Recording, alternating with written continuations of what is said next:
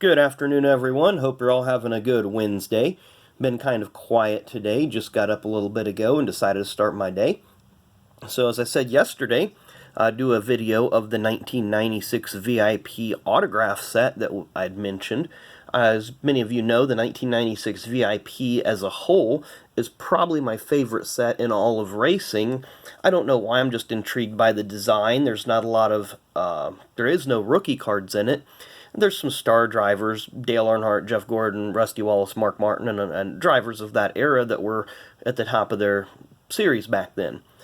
But at any rate, it's just my favorite series, or my favorite set of cards. I do like the design of the cards. I think they're a nice, high quality. All the inserts and the parallels, the emerald proof, of course. I've got a video, if you go back in the archives and look at the set review of the 1996 VIP Emerald Proof, those cards are limited to 380 each, and I managed to complete a set, although it took 20 years. Basically, the whole entire master set has been a work in progress since 1996, so you do the math, it's been 24 years in the works, and I'm still working on it. I've probably got 15 more cards or so. I'll have to get a checklist formatted and get that done. But at any rate, I'll go ahead and go through. It's a 27 card set, the autographs, and I'm doing this alphabetically because that's the way they are in the checklist, is alphabetical.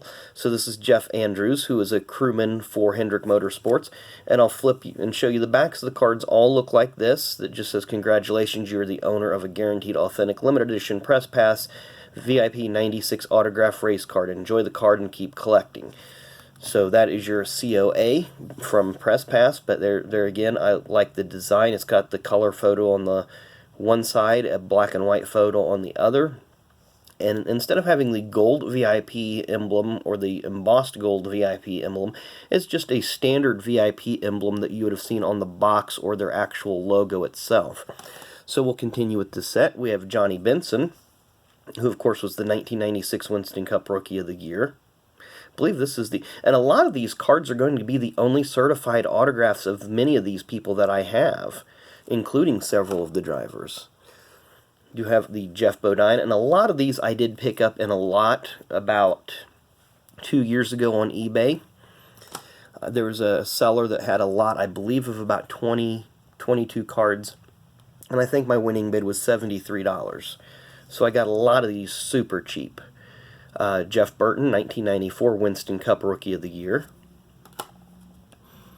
We have Wally Dallenbach Jr., who started his Cup career in 1991 at Atlanta Motor Speedway and finished his career in, I believe it was 2000, in the Galaxy Motorsports Ford that was the former Raymock Racing Fords, or Butch Mock Motorsports.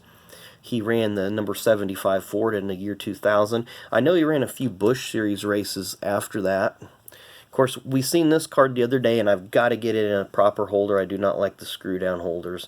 But we have the Dale Earnhardt. Of course, Dale is 7-time champion.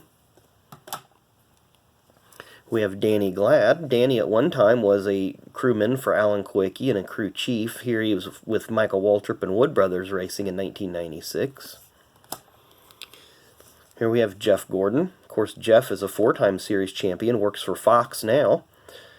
Jeff had just come off his first championship season in 1995 when this set was released. I did get this card really cheap also on eBay. I think I paid $23 for it, to be honest. I snagged it in a last-minute bid that nobody had bid on it. Here we have 1994 Busch Series champion David Green. David ran for Cup Series Rookie of the Year in 1997, driving for this same team, American Equipment Racing, owned by Buzz McCall. And there's David's brother, Jeff Green. During this time, Jeff was driving for Dale Earnhardt Incorporated in the Busch Series in a car painted up identical to Dale's Cup car. Jeff Green would be the 2000 Busch Series champion, driving for PPC Motorsports.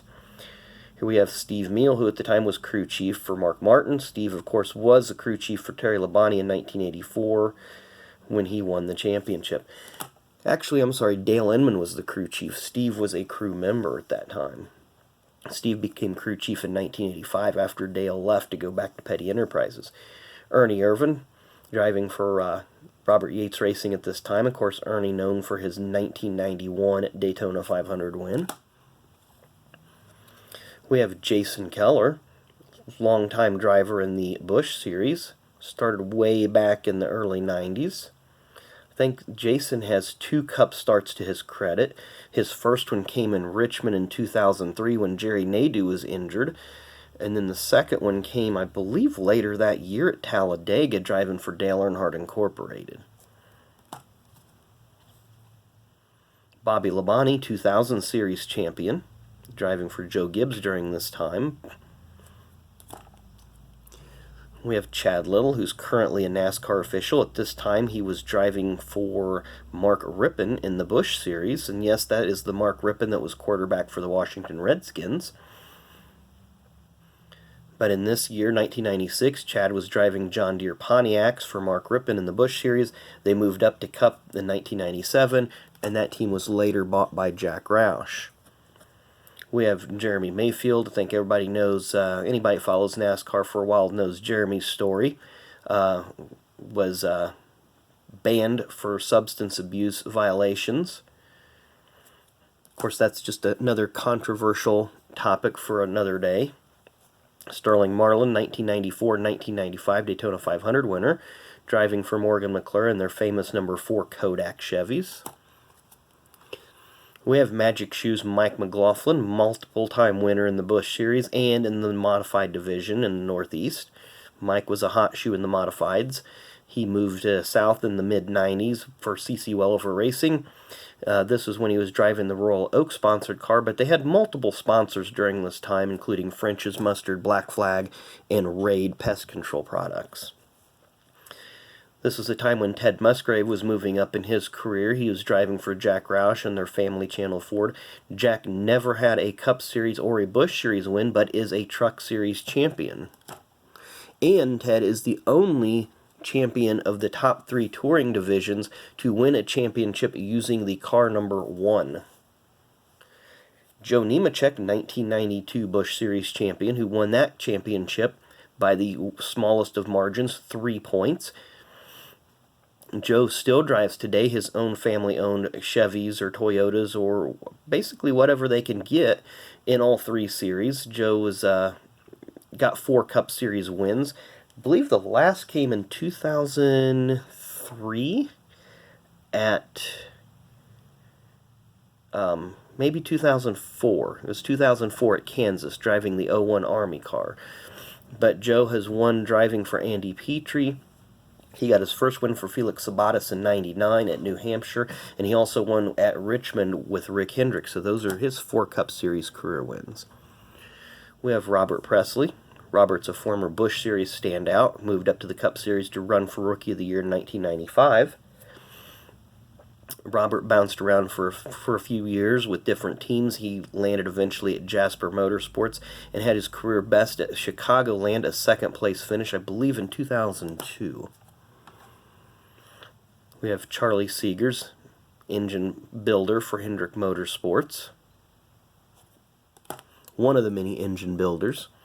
We have Mike Skinner, 1997 Cup Series Rookie of the Year, and 1995 Series Craftsman Truck Series champion. Of course, now it's Gander Outdoor, whatever they call it. But this was kind of a transitional phase in Mike's career. He was running 5 Cup Series races in 1996 to get ready for his Rookie of the Year campaign in 1997. We have David Smith, who at the time was crew chief for Dale Earnhardt in the Cup Series. David was a longtime employer of Richard Childress Racing. Employee, I'm sorry, not employer. Rusty Wallace, 1989 Cup Series champion. Rusty spent most of his Cup Series career from 1991 to 2005 driving for Roger Penske. Prior to that, he drove for Raymond Beadle, Cliff Stewart, and a handful of other car owners in one-off starts here and there. We have Michael Waltrip, who was 1996. Sorry about that pause. I was thinking I was missing a card, but I wasn't. Michael Waltrip in 1996, excuse me, drove for Wood Brothers Racing This was his first season driving for that team, and in 1996 he did win the All-Star race, which allowed him entry into the All-Star race for the next 10 years, even though it would take till 2001 that he would ever win a points-paying race.